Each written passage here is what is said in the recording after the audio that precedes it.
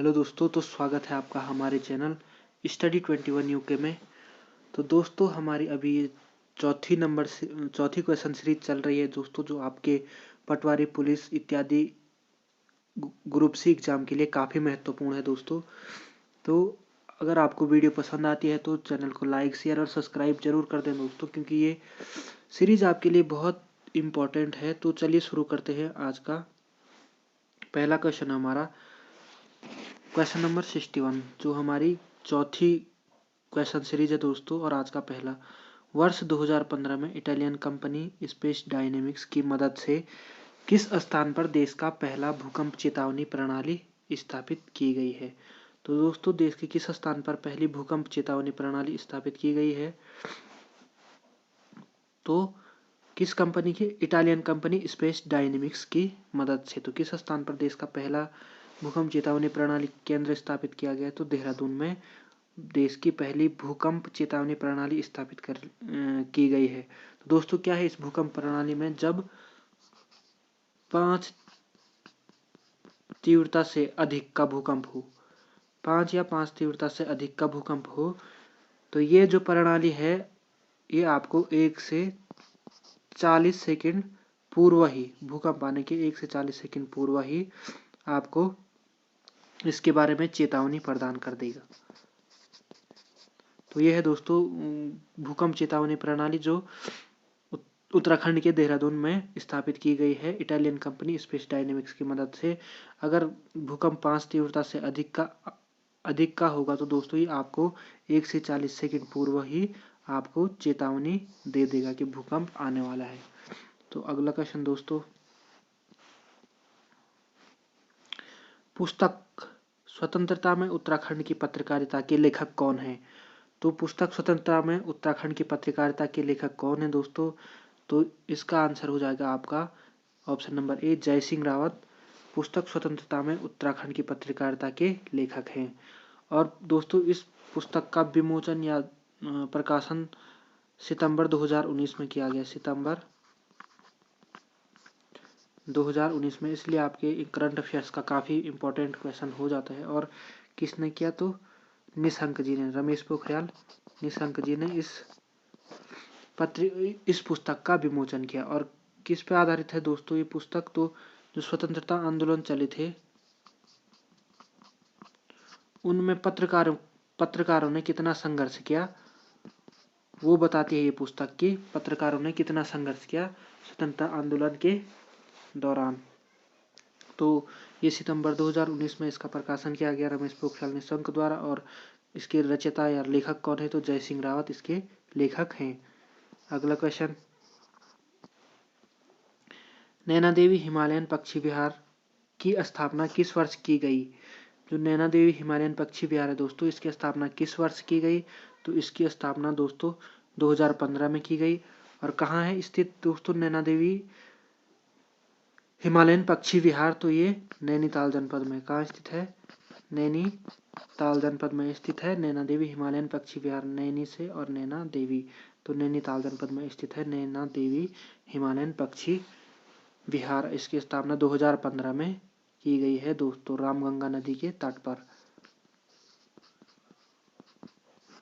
रामगंगा नदी के तट पर स्थित है हिमालयन पक्षी विहार। अगला क्वेश्चन,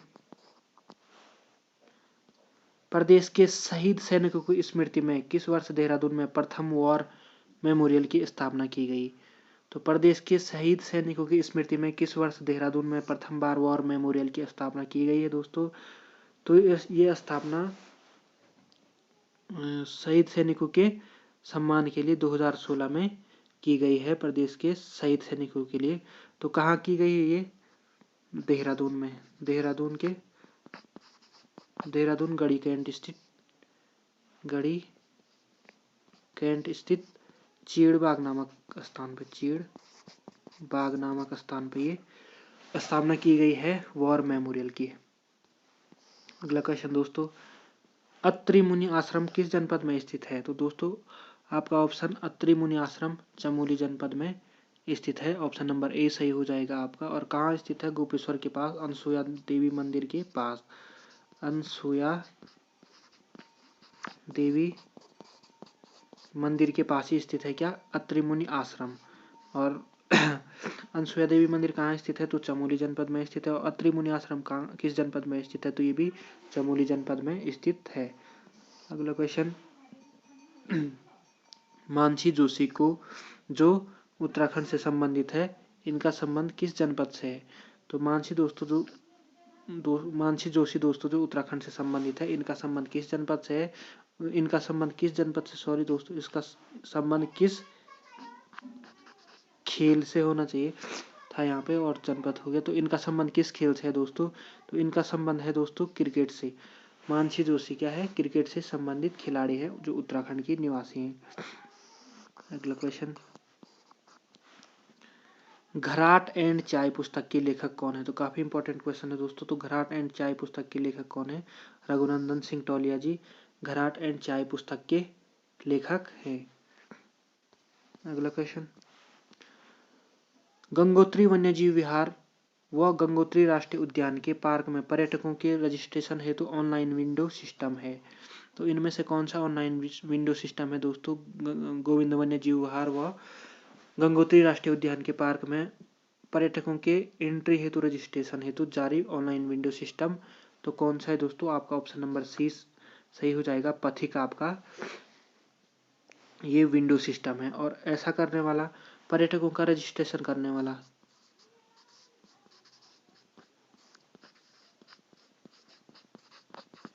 पर्यटकों का रजिस्ट्रेशन करने वाला उत्तरकाशी उत्तराखंड का पहला जनपद है। तो पर्यटकों का रजिस्ट्रेशन करने वाला उत्तरकाशी उत्तराखंड का पहला जनपद है जिसने ऑनलाइन विंडो सिस्टम पर्यटकों के रजिस्ट्रेशन के लिए शुरू किया। तो दोस्तों आपका गोविंद वन्यजीव विहार उत्तरकाशी में स्थित है और गंगोत्री राष्ट्रीय उद्यान भी उत्तरकाशी में स्थित है। तो यहाँ के जिला प्रशासन द्वारा किया गया है ये ऑनलाइन विंडो सिस्टम पथिक की शुरुआत। और ऐसा करने वाला उत्तराखंड का प्रथम जिला बन चुका है उत्तरकाशी। पर्वत जन पत्रिका कहाँ से प्रकाशित होती है? तो दोस्तों पर्वत जन पत्रिका कहाँ से प्रकाशित होती है? पर्वत जन पत्रिका दोस्तों देहरादून से प्रकाशित होती है और अभी भी प्रकाशित होती है। ये कैसी पत्रिका है? पर्वत जन तो मासिक पत्रिका है पर्वत जन। अगला क्वेश्चन दोस्तों, राज्य के प्रत्येक जनपद में स्थापित आयुष ग्राम का संबंध किससे है? तो दोस्तों राज्य के प्रत्येक जनपद में स्थापित आयुष ग्राम का संबंध किससे है? तो ये किससे है? आयुर्वेदिक शिक्षा से है आयुष ग्राम का संबंध। और दोस्तों भारत में आयुष विभाग की स्थापना कब हुई थी? आयुष विभाग की स्थापना तो ये हुई थी 9 नवंबर 2014 को। तो भारत में आयुष विभाग की स्थापना कब हुई थी? 9 नवंबर 2014 को हुई थी। और आयुष का फुल फॉर्म है दोस्तों आयुर्वेदा, योगा एंड नेचुरोथेरेपी, यूनानी सिद्धा एंड होम्योपैथी। तो दोस्तों अभी लिखा नहीं जा सकता, ये आप सर्च कर लेना इसको। अगला क्वेश्चन, सुशीला तिवारी मेमोरियल चिकित्सालय कहाँ स्थित है?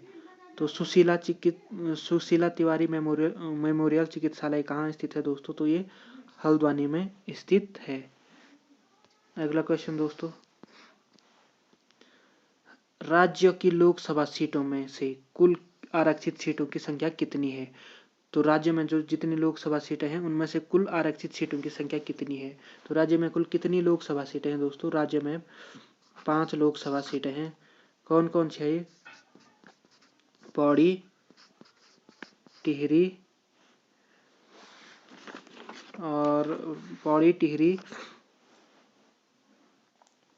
नैनीताल और उधम सिंह नगर।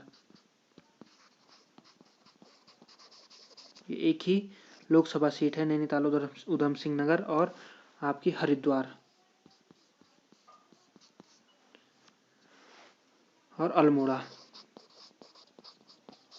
तो ये 5 सीटें हैं दोस्तों, पौड़ी, टिहरी, अल्मोड़ा, नैनीताल उधम सिंह नगर और हरिद्वार। ये 5 सीटें आपकी लोकसभा की सीटें हैं उत्तराखंड से। और इनमें से दोस्तों आपकी अल्मोड़ा लोकसभा सीट SC हेतु आरक्षित है। तो दोस्तों राज्य में लोकसभा सीटों में से कुल आरक्षित सीटों की संख्या कितनी हो जाएगी? तो आपका ऑप्शन नंबर ए 1 सही हो जाएगा। अगला क्वेश्चन, निम्न में से सम्मिलित विकल्प है। तो निम्न में से सम्मिलित विकल्प नहीं है। कौन सा नहीं है दोस्तों? निम्न में से सम्मिलित विकल्प डुंडा, उत्तरकाशी, हवालबाग, हरिद्वार, ओखलकांडा, नैनीताल या इनमें से कोई नहीं। तो दोस्तों आपका सम्मिलित विकल्प दोस्तों हवालबाग, हरिद्वार नहीं है। आपका आंसर नंबर बी सही हो जाएगा, क्योंकि हवालबाग तहसील कहाँ स्थित है? ये अल्मोड़ा में स्थित है हवालबाग तहसील। और डुंडा उत्तरकाशी में स्थित है जो तहसील है, और ओखलकांडा नैनीताल की तहसील है। तो आपका ऑप्शन नंबर बी सही हो जाएगा। अगला क्वेश्चन, वृद्ध बद्री मंदिर निम्न में से किस गांव में स्थित है? दोस्तों जो वृद्ध पंचबद्री है दोस्तों, पंचबद्री कहाँ स्थित है? चमोली जिले में स्थित है पंचबद्री। तो इनमें से वृद्ध बद्री मंदिर निम्न में से किस गांव में स्थित है? एक बद्री है वृद्ध बद्री, तो किस गांव में स्थित है वृद्ध बद्री? तो आपका ऑप्शन नंबर डी सही हो जाएगा। अणिमठ गांव में स्थित है वृद्ध बद्री मंदिर, जो चमोली डिस्ट्रिक्ट में पड़ता है। अगला क्वेश्चन, ऋग्वेद में संपत्ति का मुख्य रूप क्या है? तो दोस्तों ऋग्वेद में जो संपत्ति का मुख्य रूप था वो था गोधन, जिसका मतलब गाय भी होता है। उस टाइम पे क्या था दोस्तों, लोग कृषि व पशुपालन करते थे और उनकी गाय मुख्य संपत्ति थी।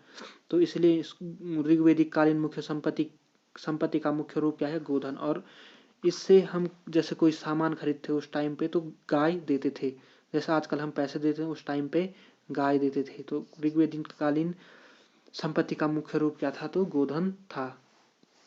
अगला क्वेश्चन, दशमूलीगढ़ राज्य के किस जनपद में स्थित है? तो दोस्तों दशमूलीगढ़ राज्य के चमोली जनपद में स्थित है। चमोली जनपद में दसोली ब्लॉक में स्थित है दशमूलीगढ़। अगला क्वेश्चन, किस गुप्तकालीन शासक को कविराज कहा जाता है? दोस्तों तो आपका ऑप्शन नंबर हो जाएगा समुद्रगुप्त को क्या कहा जाता है? कविराज कहा जाता है, क्योंकि इनको बांसुरी बजाना काफी अच्छा लगता था और कविताओं से भी बहुत प्रेम था दोस्तों। और कवियों को भी इन्होंने संरक्षण दिया था, बहुत सारे कवियों को संरक्षण प्रदान किया था इसने। तो इसीलिए समुद्रगुप्त को क्या कहा जाता है? कविराज की संज्ञा दी गई है। अगला क्वेश्चन, किसके शासनकाल में सर्वाधिक मंगोल आक्रमण हुए? तो दोस्तों अलाउद्दीन खिलजी के शासनकाल में सर्वाधिक मंगोल आक्रमण हुए, और इसके बारे में पहले बता चुका हूँ। इसका शासनकाल किस वंश से संबंधित था, इसके बचपन का नाम काफी इंपॉर्टेंट है, और इसने किन किन चीजों का निर्माण करवाया अपने शासनकाल में। तो आप मेरी पहली वाली वीडियो देख लें, इससे पहले वाली या उससे पहले वाली, उसमें ये काफी डीपली बताया गया है। अगला क्वेश्चन, अस्पृश्यता अपराध अधिनियम कब पारित हुआ? तो अस्पृश्यता अपराध अधिनियम दोस्तों 1955 में पारित हुआ था। कब हुआ था? 1955 में पारित हुआ था अस्पृश्यता अपराध अधिनियम। नागरिक अधिकार संरक्षण अधिनियम 1955 के तहत नागरिक अधिकार संरक्षण अधिनियम 1955 के तहत पारित हुआ था। और इसमें दोस्तों कोई भी व्यक्ति अस्पृश्यता या छुआछूत का आचरण करता है, कोई भी व्यक्ति अस्पृश्यता मतलब छुआछूत का आचरण करता है तो उसको दंड देने का प्रावधान है। तो यह है दोस्तों आज की क्लास आपकी। तो अगर वीडियो पसंद आती है तो चैनल को लाइक शेयर और सब्सक्राइब जरूर कर दें, ताकि हम आगे भी आपको ये सीरीज चला सकें और आपको पुलिस पटवारी आदि एग्जाम में जितने भी ग्रुप सीखें काफ़ी फायदा मिले। तो थैंक यू दोस्तों।